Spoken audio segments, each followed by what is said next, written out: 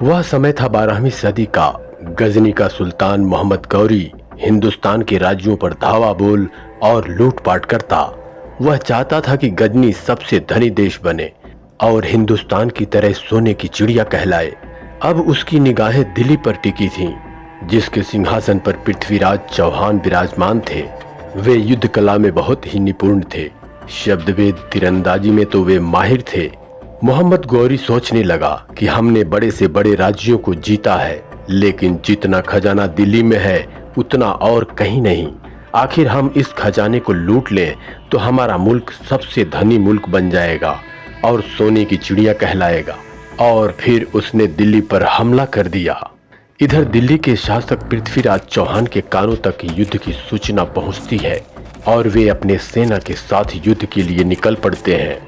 फिर पृथ्वीराज चौहान और मोहम्मद गौरी के बीच घमासान युद्ध होता है और इस युद्ध में मोहम्मद गौरी पृथ्वीराज चौहान के हाथों पराजित होता है।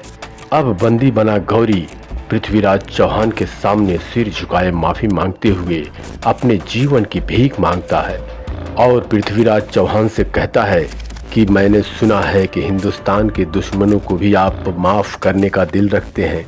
तब पृथ्वीराज चौहान बोले, तुमने ठीक सुना है, हम निहत्थे पर वार नहीं करते, चाहे वह हमारा शत्रु ही क्यों ना हो।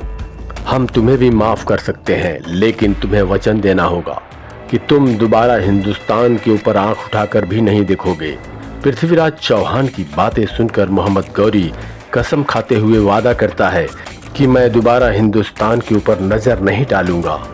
इस तरह क्षमादान पाकर मोहम्मद गौरी गजनी वापस लौट आता है, लेकिन अभी वह अपनी हरकतों से बाज नहीं आता। वह दिल्ली की खजाने को पाने के लिए षड्यंत्र पर षड्यंत्र रचता रहता है। पृथ्वीराज चौहान से ईर्ष्या करने वाले सिर्फ मोहम्मद गौरी जैसे विदेश के सुल्तान ही नहीं, बल्कि हिंदुस्तान के राज्यों के सम्राट भी थे। कनौज के राजा जयचंद्र पृथ्वीराज चौहान की ख्याति देखकर उनसे बहुत ईर्ष्या करता था और उनका अपमान करने का अवसर ढूंढते रहता था। उसी क्रम में जयचंद्र अपनी पुत्री संयोगिता का स्वयंवर आयोजन करता है। उस आयोजन में उसने पृथ्वीराज चौहान को छोड़कर भारत के सभी सम्राटों को निमंत्रण भिजवाता है। जब संयोगिता को इस बारे में पता चलता है तो वो अपने पिता के पास जाती है और अपने पिता से कहती है कि पिताजी, मैं दिल्ली के शासक पृथ्वीराज चौहान को अपना वर मान चुकी हूँ, अतः आपको उन्हें स्वयंवर में आमंत्रित करना होगा। लेकिन जयचंद्र ने साफ इनकार कर दिया और बोला कि मैं अपने दुश्मनों को इस स्वयंवर के आयोजन में कभी आमंत्रित नहीं कर सकता। पिता के अस्वीकृति मिलने पर संयोगिता ने गुप्त रूप से सखी के पति के हाथों प्रेम प्रस्ताव के साथ पृथ्वीराज चौहान को स्वयंवर में आने का निमंत्रण पत्र भिजवा दिया। निमंत्रण पत्र मिलने के बाद पृथ्वीराज चौहान संयोगिता के स्वयंवर में जाने का निर्णय ले लेते हैं। उधर जयचंद्र ने पृथ्वीराज चौहान का अपमान करने के लिए महल के बाहर मुख्य द्वार पर पृथ्वीराज चौहान का पुतला बनवाकर खड़ा करा दिया, ताकि जो भी आए वह समझे कि यह हमारा दरबान है। स्वयंवर में चारों दिशाओं के राजा महाराजा राजकुमार विराजमान थे। वरमाला लिए संयोगिता आगे बढ़ती है और जहां पृथ्वीराज चौहान का पुतला खड़ा है वहां पहुंच जाती है और वरमाला को उस पुतले के गले में डाल देती है। यह देख जयचंद्र अपने आप को अपमानित महसूस करने लगा और फिर उसने गजनी का बादशाह मोहम्मद गौरी के पास संधि का प्रस्ताव भेज दिया, ताकि मोहम्मद गौरी से मित्रता करके दिल्ली का बादशाह पृथ्वीराज चौहान पर हमला कर दे। इधर मोहम्मद गौरी संधि प्रस्ताव का सूचना मिलते ही तैयार हो गया, क्योंकि उसके लिए पृथ्वीराज चौहान से बदला लेना आसान हो जाएगा। अब दिल्ली का खजाना मोहम्मद गौरी के हाथ होगा और दिल्ली का सिंहासन जयचंद्र का होगा। बहुत विशाल सेना के साथ जयचंद्र और गौरी मिलकर दिल्ली पर आक्रमण कर देते हैं। उनकी विशाल सेना ऐसी लग रही थी मानो दिल्ली को निगल जाए। इधर जब पृथ्वीराज चौहान को पता चलता है कि गौरी ने जयचंद्र से संधि कर उन पर हमला बोल दिया है, तो वे भी अपनी सेना के साथ युद्ध के लिए तैयार हो जाते हैं। युद्ध भूमि में घमासान युद्ध होता है। मोहम्मद गौरी और जयचंद्र की सेना के सामने पृथ्वीराज चौहान सेना की छोटी पड़ती है अंत में पृथ्वीराज चौहान की हार होती है और बंदी बना दिए जाते हैं। युद्ध में विजय पाने के बाद जब जयचंद्र गौरी के पास आता है और कहता है कि मोहम्मद गौरी, मैंने तो अपना वचन निभाया, अब तुम भी मुझे दिल्ली का शासक बनाकर अपना वचन पूरा करो। इसके बाद मोहम्मद गौरी जो बात कहता है उसे सुन जयचंद्र के होश उड़ जाते हैं। वह कहता है कि तुम्हारी सहायता के बिना तो पृथ्वीराज चौहान को हराना संभव नहीं था। इतना कहते ही गौरी अपने सैनिकों को आदेश देता है, सैनिकों, इस गद्दार जयचंद्र को बंदी बना लो। जयचंद्र कहता है, गौरी, यह विजय तुम्हें मेरी वजह से मिली है। तब गौरी कहता है, नहीं, यह विजय तुम्हारी आपसी फूट की वजह से मिली है। जो अपने मुल्क से गद्दारी कर सकता है वो हमारे साथ भी गद्दारी करने से पीछे नहीं हटेगा। इतना कहने के बाद मोहम्मद गौरी अपने सैनिकों को आदेश देता है कि इस गद्दार की गर्दन काटकर बीच चौराहे पर टांग दो और लिख दो कि गद्दार जयचंद्र।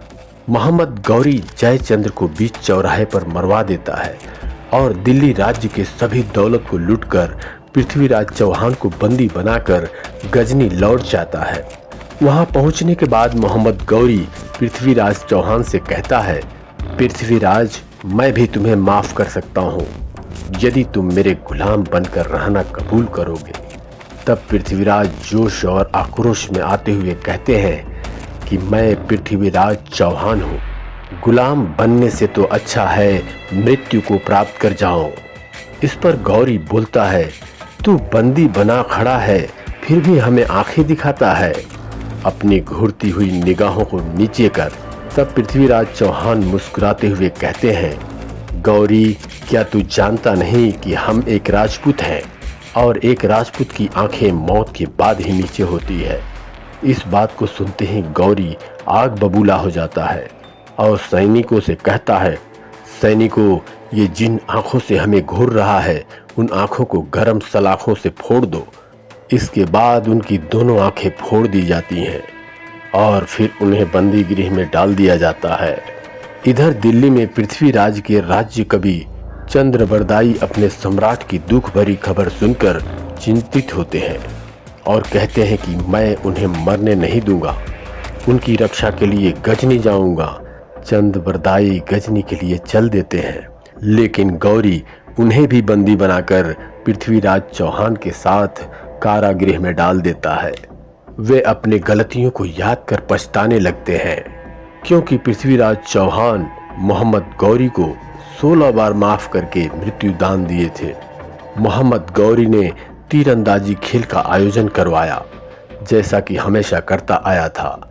यह खबर जब कारागृह में बंद कवि चंद्रबरदाई को लगी तो उनको मोहम्मद गौरी से बदला लेने का अवसर मिलने की उम्मीद दिखने लगी, क्योंकि वे जानते थे कि पृथ्वीराज चौहान तीरंदाजी में कौशल हैं, वे शब्द वेद धनुर्विद्या में माहिर हैं। वे अपने लक्ष्य को सिर्फ आवाज सुनकर ही अचूक निशाना बना लेते हैं।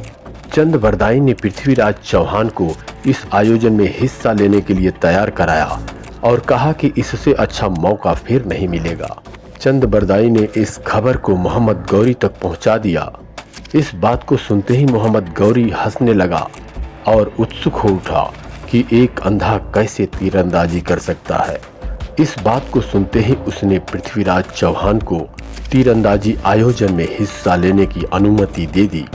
इधर चंद्रबरदाई पृथ्वीराज चौहान से कहते हैं कि आप तवे पर तीर न चलाकर गौरी पर बाण चलाएंगे। दोहे के द्वारा मैं बताऊंगा कि गौरी कहाँ बैठा है और आप मेरे शब्दों के आधार पर गौरी पर तीर चला देना।